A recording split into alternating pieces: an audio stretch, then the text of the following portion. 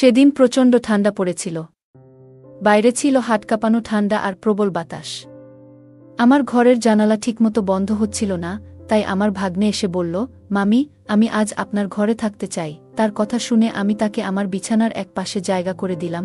রাত গভীর হতে তাপমাত্রা আরও কমতে শুরু করল। হঠাৎ সে বলল, মামি, ঠান্ডায় আর টিকতে পারছি না, আমি আপনার পাশে শোব। আমি কিছু না ভেবে তাকে পাশে জায়গা দিলাম। তারপর মাঝরাতে হঠাৎ সে আমাকে, আমি অর্পিতা। আমি দেখতে অনেক সুন্দর ছিলাম। গায়ের রং ছিল একদমই ফর্সা। নিজের শরীরের অনেক যত্ন নিতাম, তাই আমার তেমন বয়স বোঝা যায় না। আমি সব সময় হালকা পোশাক বা ছোট আকারের পোশাক পরতে অনেক ভালোবাসতাম, যা আমাকে আরও অনেক আকর্ষণীয় করে তুলত। সেদিন আমি শহরের একটি পার্কের পাশে গিয়েছিলাম। পার্কের পার্কিং এলাকায় অনেক ভিড় ছিল। আমি একটু এগিয়ে দেখি, আমার পুরনো বান্ধবী সেখানে দাঁড়িয়ে আছে আর তার ছেলে পাশে বসে রয়েছে। তার চেহারা দেখে মনে হলো হয়তো সে কোনো দুর্ঘটনার শিকার হয়েছে। আমি তৎক্ষণাৎ তাকে গাড়িতে তুললাম এবং হাসপাতালে নিয়ে গেলাম। তার অবস্থা খুব গুরুতর ছিল। হাসপাতালে পৌঁছে তাকে ভর্তি করালাম। ফর্ম পূরণ করার পর যখন আমি তার ছেলের পাশে বসলাম, তখন সে আমার দিকে তাকিয়ে মৃদু হেসে বলল, আপনি আমাদের জন্য যেন একজন দেবদূত হয়ে এসেছেন। ধন্যবাদ। ছেলেটির বয়স 15 হবে, সে হয়তো তখনও আমাকে চিনতে পারেনি। আমি তাকে বললাম, আমি তোমার মায়ের পুরনো বন্ধু। আমার এই কথা শুনে সে একটু স্বস্তি পেল। এরপর আমি তাদের পাশে থেকে যতটা সম্ভব সাহায্য করার চেষ্টা করলাম। সেদিনের সেই মুহূর্ত আমার জীবনে খুবই স্মরণীয় হয়ে থাকবে। এটা আমাকে আরও একবার মনে করিয়ে দিয়েছে জীবন কতটা অনিশ্চিত, আর সাহায্যের হাত বাড়িয়ে দেওয়া কতটা জরুরি। আমার নাম ঈশান। আমি সেদিন তোমার সঙ্গেই দেখা করতে যাচ্ছিলাম, কিন্তু পথে একটি মর্মান্তিক ঘটনা ঘটে গেল। আমার বান্ধবীর ছেলে বলল, হাসপাতালে পৌঁছে যখন তোমার মায়ের খবর জানতে চাইলাম, তখন তুমি ভয় আর অশ্রুতে ভেঙে পড়েছিলে। আমাকে জড়িয়ে ধরে তুমি কাঁপা গলায় বলেছিলে, মামি, মা তো ঠিক হয়ে যাবেন, তাই না? ডাক্তাররা তোমাকে ভেতরে নিয়ে গেল কেন? মায়ের কিছু হবে না তো? তার এই প্রশ্নগুলো যেন আমার হৃদয়কে বিদ্ধ করছিল। আমি তার মাথায় হাত রেখে বললাম, চিন্তা করো না, আমরা সবাই তোমার মায়ের পাশে আছি, কিছুই হবে না। আমার কথা শুনে সে একটু শান্ত হল। কিছুক্ষণ পর ডাক্তার বাইরে এলেন এবং আমাকে একান্তে তার কেবিনে ডেকে নিলেন। আমি আশঙ্কার সাথে তার কথা শুনছিলাম। ডাক্তার জানালেন তার মায়ের মাথায় আঘাত লেগেছে, আর সেই আঘাতের কারণে তিনি কোমায় চলে গেছেন। তার কথা শুনে আমি স্তব্ধ হয়ে গিয়েছিলাম। ডাক্তার আমাকে জানালেন যে আমার বন্ধু বৈশালীকে পুরোপুরি সুস্থ হতে সময় লাগবে, কয়েকদিন, কয়েক মাস বা এমনকি কয়েক বছরও। তার অবস্থার গুরুত্ব বিবেচনা করে তাকে আইসিইউতে রাখা হয়েছে। ডাক্তারদের কথা শোনার পর আমি বাইরে এসে বৈশালীর ছেলের সঙ্গে কথা বললাম। তাকে বললাম, ডাক্তার বলেছেন তোমার মায়ের চিকিৎসা চলবে, আর তাকে কিছুদিন হাসপাতালে থাকতে হবে। আমার কথা শুনে সে উদ্বিগ্ন হয়ে বলল, তাহলে আমি কোথায় থাকব? মা যদি এখানে থাকেন, আমি একা কিভাবে থাকব? আমি তাকে আশ্বস্ত করে বললাম, তুমি চিন্তা করো না, যতদিন তোমার মা সুস্থ না হন তুমি আমার সঙ্গেই থাকবে। তোমার মায়ের জন্য হাসপাতালের সমস্ত দায়িত্ব আমি নেব, কারণ সে আমার খুব কাছের একজন বন্ধু। এরপর আমি জানতে চাইলাম, তোমার বাবার কথা কি ভাবছ? তিনি কোথায় আছেন? সে মাথা নিচু করে বলল, মায়ের সঙ্গে বাবার ঝগড়া হয়েছিল। তারপরে মা রাগ করে আমাকে নিয়ে এখানে চলে এসেছিলেন। আমি বাবার কাছে ফিরে যেতে পারবো না, কারণ তার কাজ বাইরে, আর তিনি এখন কোনো গ্রামে আছেন তাও জানি না। এমনকি আমি নিজেও তার সঙ্গে দূরত্ব বজায় রেখেছি। হয়তো তিনি আমার উপর রাগ করেছেন। আমি তাকে বললাম, তুমি এসব নিয়ে চিন্তা করো না, যতদিন তোমার মা সুস্থ না হন তুমি আমার সঙ্গেই থাকবে। আমরা একসঙ্গে সবকিছু সামলাব। তারপর আমরা দুজনেই হাসপাতালের পরিবেশে থাকতে পারছিলাম না, তাই আমি একজন নার্সের সঙ্গে কথা বললাম এবং তার সাহায্য চাইলাম যাতে বৈশালীর চিকিৎসার প্রক্রিয়া সঠিকভাবে এগিয়ে যায়। বৈশালীর চিকিৎসার দায়িত্ব নেওয়ার পর বুঝতে পারলাম হাসপাতালে দীর্ঘ সময় থাকা আমার পক্ষে সম্ভব নয়, কারণ আমার কাজের দায়িত্বও ছিল। তাই আমি তার ছেলে ঈশানকে আমার বাড়িতে নিয়ে এলাম। বাড়ি আসার পথে তার জন্য কিছু প্রয়োজনীয় পোশাক কিনে দিলাম, কারণ তার কাছে তেমন কিছুই ছিল না। সেদিন ঈশান খুবই মনমরা ছিল। রাতে আমি অনেকবার তার রুমের সামনে গিয়ে দেখেছি সে কেমন আছে। জানতাম সময়ের সঙ্গে সঙ্গে সে স্বাভাবিক হয়ে উঠবে।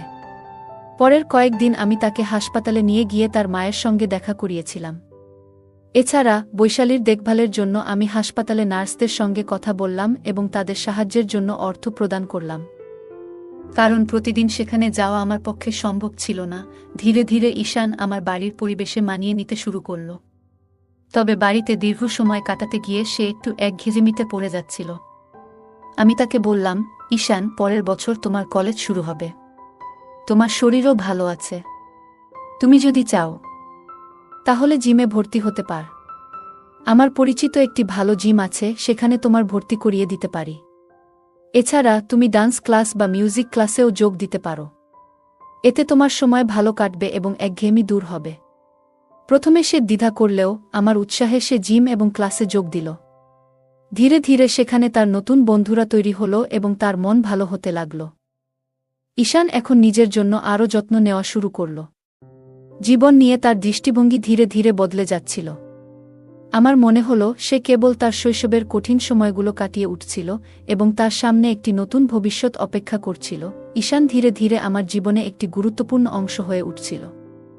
সে শুধু আমার কথা শুনে তা নয়, আমার প্রতিটি কাজেও সাহায্য করত। আমি দেখলাম জিমে যাওয়ার জন্য তার শরীরের সঠিক যত্ন নেওয়া খুবই জরুরি। তাই আমি প্রতিদিন তার জন্য পুষ্টিকর খাবারের ব্যবস্থা করতাম। এক রাতে আমি ঈশানের ঘরে দুধ নিয়ে যাচ্ছিলাম। হঠাৎ দরজার সামনে আমার পা পিছলে গেল এবং আমি মেঝেতে পড়ে গেলাম। ঈশান দ্রুত ছুটে এলো। সে আমাকে সাহায্য করে দাঁড় করালো এবং নিজের ঘরে নিয়ে গিয়ে আমাকে বিছানায় শুইয়ে দিল। তার এই সাহসিকতা এবং যত্নশীলতা দেখে আমি অবাক হয়ে গিয়েছিলাম। সে আমার হাত থেকে পড়ে যাওয়া দুধ পরিষ্কার করল এবং তারপর খুব যত্ন সহকারে আমার পায়ে মালিশ করতে শুরু করল। আমি তার দিকে তাকিয়েছিলাম। একটা 15 বছরের ছেলের মধ্যে এতটা পরিপক্কতা আমি কখনো ভাবিনি। আমার বয়স তখন 32।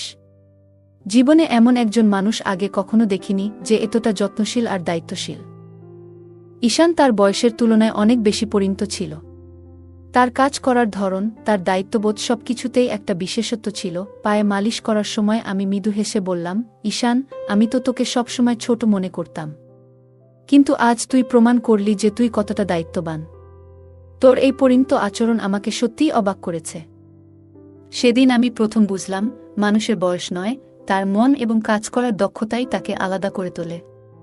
ঈশানের এই যত্নশীলতা আমার জীবনে নতুন এক সম্পর্কের ভিত্তি তৈরি করল, যা শুধুই বিশ্বাস এবং পারস্পরিক সম্মানের উপর দাঁড়িয়েছিল। ঈশান ধীরে ধীরে তার জীবনকে নতুন পথে নিয়ে যাচ্ছিল।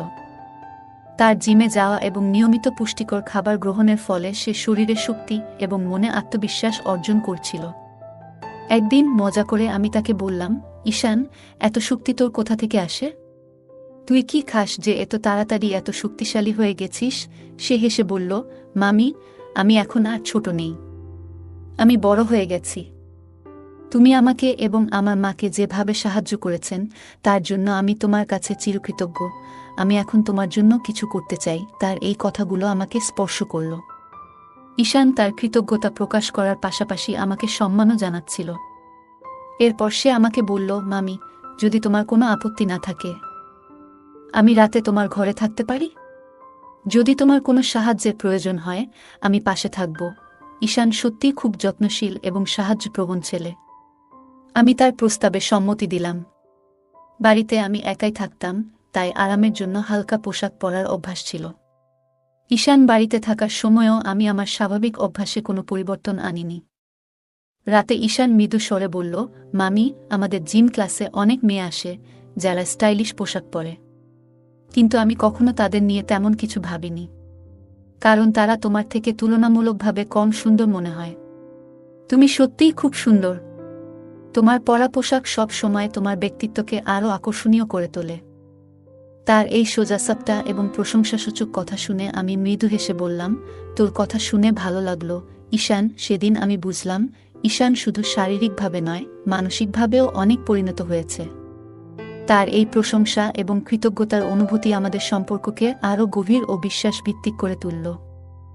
একদিন সন্ধ্যায় ঈশান আমার কাছে এসে বলল, মামি, তুমি আমার জন্য যা করেছ তার জন্য আমি সত্যিই কৃতজ্ঞ।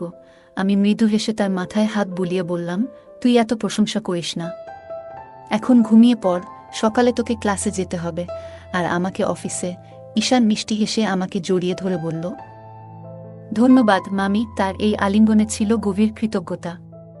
আমি তার এই অনুভূতিতে মুগ্ধ হলাম, কিন্তু আমার মনে হলো এটা শুধুই তার ভালোবাসা আর যত্নের বহিঃপ্রকাশ। পরের দিন সকালে আমি অফিস যাওয়ার আগে ঈশানকে তার ক্লাসে নামিয়ে দিলাম। সে সকালবেলায় ক্লাসে যেত আর বিকেলে জিমে। দিনগুলো এইভাবেই চলছিল। কিন্তু কয়েকদিনের মধ্যে আমি লক্ষ্য করলাম ঈশানের আচরণ কিছুটা বদলে গেছে। বিকেলে যখন আমি তাকে জিম থেকে আনতে যেতাম, তখন সে তার বন্ধুদের সঙ্গে কথা বলতো, কিন্তু আমাকে দেখার সময় তার চোখে একটু অস্বস্তি লক্ষ্য করতাম। বাড়িতে ফিরেও তাকে কিছুটা উদাসীন ও বিরক্ত মনে হতো। একদিন আমি তাকে জিজ্ঞাসা করলাম, ঈশান, তুই এত চুপচাপ আর বিরক্ত কেন? কিছু হয়েছে? ঈশান একটু দ্বিধা করে বলল, মামি, সত্যি বলতে তুমি আমার এই চুপ থাকার কারণ। যখন তুমি আমাকে জিম থেকে নিতে আসো, আমার বন্ধুরা তোমাকে নিয়ে কথা বলে। তাদের কথা শুনে আমার খারাপ লাগে। আমি অবাক হয়ে বললাম, কেন খারাপ লাগে? ওরা কি বলে? ঈশান বলল, তারা তোমাকে নিয়ে মজা করে। শুধু আমার বন্ধুরা নয়, বড় ছেলেরাও তোমাকে দেখে। তুমি যেমন আসেন তেমনই থাকো। কিন্তু আমি চাই না তোমার দিকে কেউ তীর্যক দৃষ্টিতে তাকাক, কারণ তুমি আমার জীবনের এক বিশেষ মানুষ, আর তোমাকে আমি সেভাবেই দেখি। তার এই কথা শুনে আমি বিস্মিত হলাম। ঈশানের মধ্যে যে একটা দায়িত্ববোধ আর সুরক্ষার অনুভূতি কাজ করছে, তা আমাকে স্পর্শ করল। আমি তার কাঁধে হাত রেখে বললাম, তুই চিন্তা করিস না, আমি যেমন আছি তেমনই থাকব। তবে তুই এমন কোনো কিছুতে বেশি মন দিস না যা তোকে অস্বস্তি দেয়া। সেদিন বুঝলাম, ঈশান শুধু বড় হওয়া নয়, মানসিকভাবে অনেক পরিণত হচ্ছে। তার এই যত্নশীলতা আমাকে তার প্রতি আরও মমত্ববোধে পূর্ণ করল। সেদিন সন্ধ্যায় ঈশান আমার কাছে এসে তার চিন্তাগুলো শেয়ার করছিল। তার মুখে একটা গভীর চিন্তার ছাপ ছিল। আমি তাকে জিজ্ঞাসা করলাম, তুই এত চিন্তিত কেন? ঈশান একটু ইতস্তত করে বলল, মামি, আমি আসলে বলতে চেয়েছিলাম যে তুমি শুধু আমার আপন। তার এই কথায় আমি একটু হেসে বললাম, এটা তো জানি, কিন্তু তুই এত সিরিয়াস হচ্ছিস কেন? ঈশান লজ্জায় একটু মাথা নিচু করে বলল, আমি আসলে তোমাকে খুব ভালোবাসি, কিন্তু মামি হিসেবে। তুমি আমাকে আর মাকে এত সাহায্য করেছ, সেটা আমি কখনো ভুলতে পারবো না। সেদিন রাতে সে আবার আমার ঘরে এসে ঘুমানোর বায়না করল। কিন্তু আগের দিন রাতে তার ঘুমানোর সময়কার অস্থিরতা দেখে আমি তাকে তার নিজের ঘরে ঘুমানোর কথা বললাম, তুই নিজের ঘরে ভালো করে ঘুমা, আমি তো পাশের ঘরেই আছি। পরের দিন অফিস থেকে ফিরে আমি ঈশানকে জিম থেকে আনতে গেলাম। আগের দিনের তার কথাগুলো মনে পড়ে গেল। একটু মজা করার জন্য আমি সেদিন একটু ভিন্ন পোশাক পরে গেলাম, যা আগের দিনের পোশাকের চেয়েও একটু ছোট হবে। যখন জিমের বাইরে দাঁড়িয়ে স্কুটির হর্ন বাজাচ্ছিলাম, ঈশান জানালা দিয়ে আমাকে দেখছিল। তার কয়েকজন বন্ধু তখন তার সঙ্গে ছিল। আমি তাকে একটু মজা করার জন্য চমকে দিতে চেয়েছিলাম। কিছুক্ষণ পর ঈশান দৌড়ে এসে আমার পেছনে বসে বলল, মামি, তুমি যা করছো সবই আমার জন্য স্পেশাল, কিন্তু তুমি এমন করে আমাকে আর চমক দিও না। তার এই সরল কথায় আমার মন ভরে গেল। ঈশান ধীরে ধীরে পরিণত হচ্ছিল।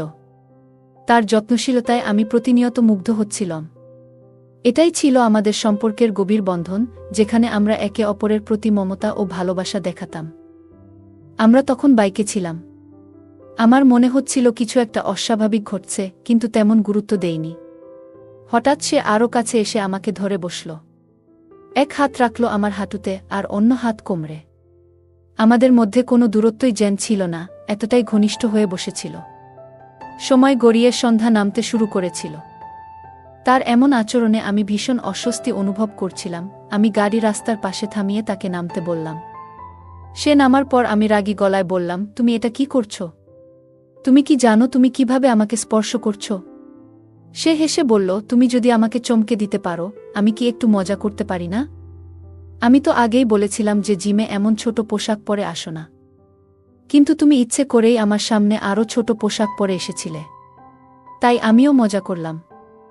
আমি হতবাক হয়ে গেলাম। ঈশান কেন এমন করল তা বুঝে উঠতে পারছিলাম না। হয়তো সে আমাকে নিয়ে উদ্বিগ্ন ছিল। জিমের অন্য ছেলেরা আমাকে দেখছে বলে তার এই আচরণ। আমি শান্তভাবে বললাম, ঠিক আছে, মাফ করে দিলাম। তবে এরপর যদি তুমি ভালোভাবে বসো, তাহলে আমি তোমাকে বাড়ি পৌঁছে দেব। ঈশান তখন ক্ষমা চেয়ে আমার সঙ্গে বাড়ি যাওয়ার জন্য রাজি হয়ে গেল। বাড়ি ফেরার পথে তার আচরণ স্বাভাবিক ছিল, ঈশানের আচরণ কিছুদিন ধরে একটু বদলে গিয়েছিল। সে আগে আমার প্রতি খুবই সম্মান দেখাত, তবে হঠাৎ করেই তার চোখে একটা অদ্ভুত পরিবর্তন আমি টের পেয়েছিলাম। মাঝে মাঝে আমি যখন আমার ঘরে কাজ করছিলাম বা তৈরি হচ্ছিলাম, তখন ঈশান কোনো কারণ ছাড়াই ঘরের আশেপাশে ঘুরে বেড়াত। একদিন রাতে আমি যখন নিজের রুমে তৈরি হচ্ছিলাম, তখন হঠাৎ দরজার দিকে চোখ পড়ল। দেখি ঈশান দরজার পাশ থেকে আমাকে দেখছে। আমি সঙ্গে সঙ্গে জিজ্ঞাসা করলাম, তুমি কি করছো এখানে? তুমি কি আমাকে লুকিয়ে দেখছ? সে হেসে বলল, না না, এমন কিছু নয়। মাঝে মাঝে তোমাকে দেখি, এটাতে দোষ কোথায়? এরপর সে বলল, আমি ছোটবেলায় দেখতাম বাবা যখন মায়ের কাছে আসতেন তখন তাকে ভালোবাসার স্পর্শ দিয়ে চমকে দিতেন। বাবা মায়ের চুলে হাত বুলিয়ে আদর করতেন, এবং সেটা তাদের ভালোবাসার প্রকাশ ছিল। এইসব বলতে বলতে ঈশান আচমকা আমার কাছে এগিয়ে এলো এবং আমার হাত ধরে বলল, তোমার চুল খুব সুন্দর। বাবা মায়ের মতো সম্পর্ক সবাই চায়, তাই না? তার চোখে যেন কিছু অদ্ভুত ভাব ফুটে উঠছিল। আমি চুপচাপ দাঁড়িয়েছিলাম এবং তাকে বললাম, তোমার মাথায় ঠিক কি চলছে? এসব কথা এখনই বন্ধ করো।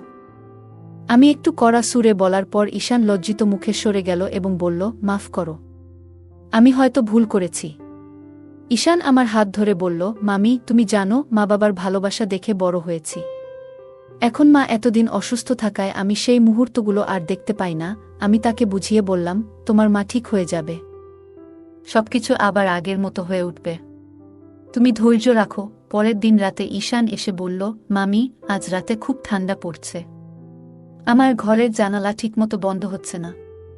এমন হলে আমি অসুস্থ হয়ে যাব। আজ রাতে তোমার রুমে থাকতে দাও না। আমি তাকে বললাম, তোমার ঘরের জানালাটা দেখে ঠিক করে দিই, কিন্তু সে আমাকে দেখতেও দিল না।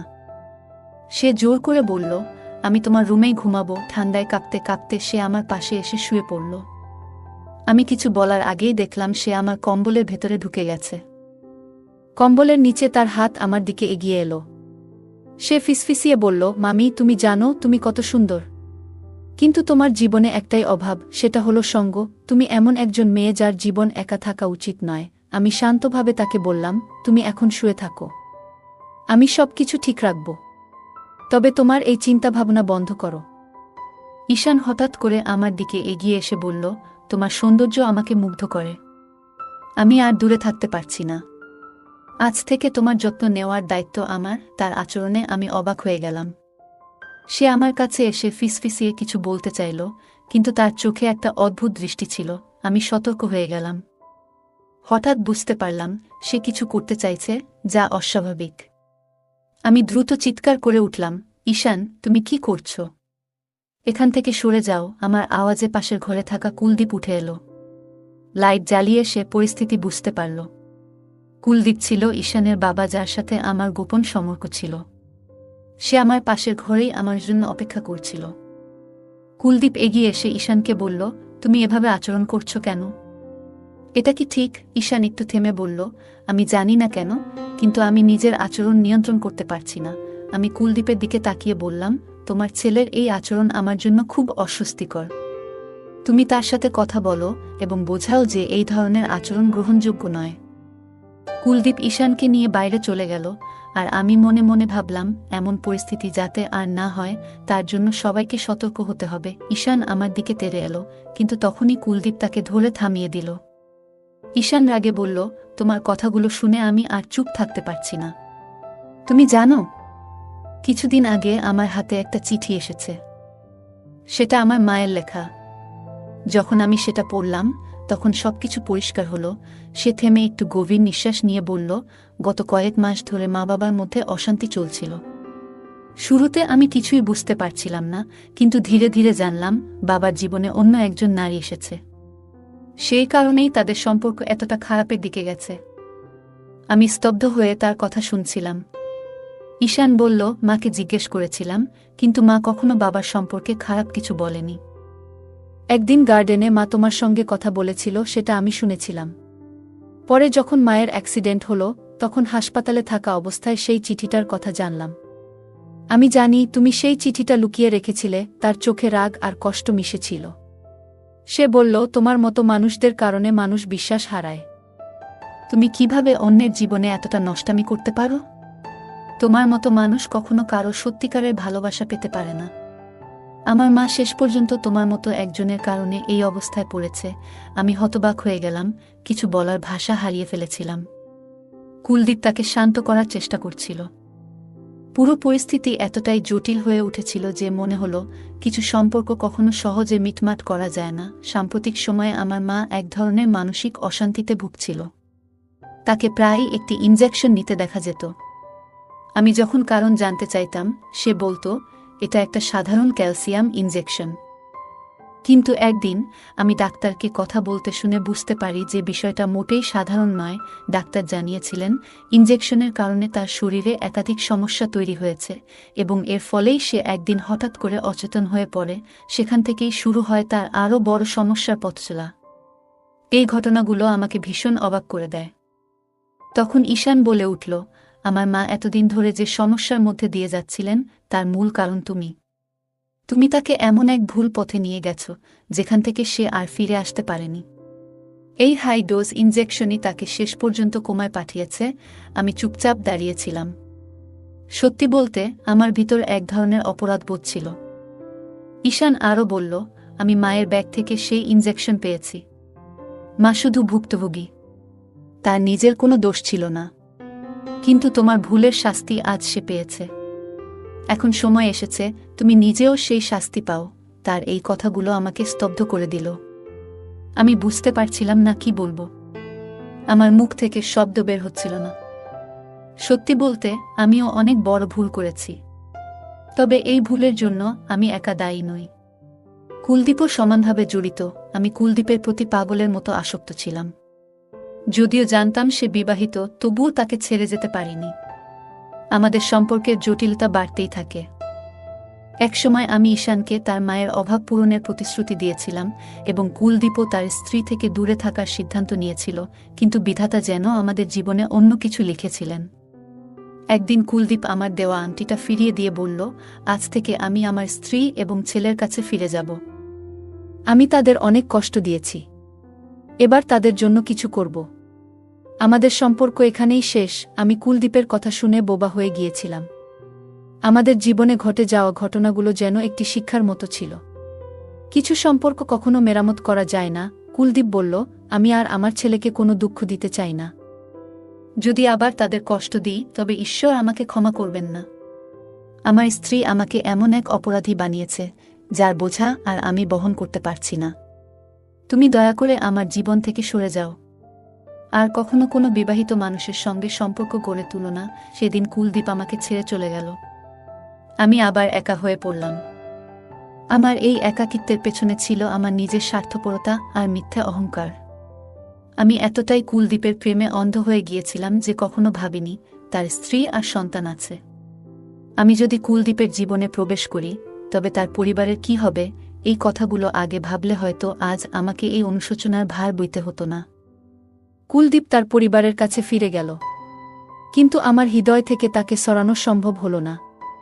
আমি নিজেও জানতাম না এই একতরফা প্রেম আমাকে কোথায় নিয়ে যাবে। মানুষ সবসময় অন্যের থেকে কিছু ছিনিয়ে নিতে চায়, কিন্তু এর ফলে সে কখনোই সুখী হয় না। হোক সেটা খাবারের টুকরো বা কারো ভালোবাসা। যতই হিংসা করো, ঈশ্বর ততই আমাদের আরও অসন্তুষ্ট রাখেন। আজকের এই গল্প থেকে আমরা শিখি যে সত্যিকারের অধিকার যার, সে তা একদিন ফিরে পায়। আর অন্য কারো সুখ কেড়ে নেওয়ার চেষ্টা করলে তার ফলাফল কখনোই ভালো হয় না। কুলদীপ তার প্রকৃত অধিকার ফিরে পেল, আর অর্পিতা একাকিত্বে ডুবে গেল। মানুষ অন্যের কাছ থেকে যা ইচ্ছা কেড়ে নিতে পারে, কিন্তু ভাগ্যকে কখনো বদলাতে পারে না। তাই আমাদের উচিত নিজের যা আছে তাতেই সন্তুষ্ট থাকা।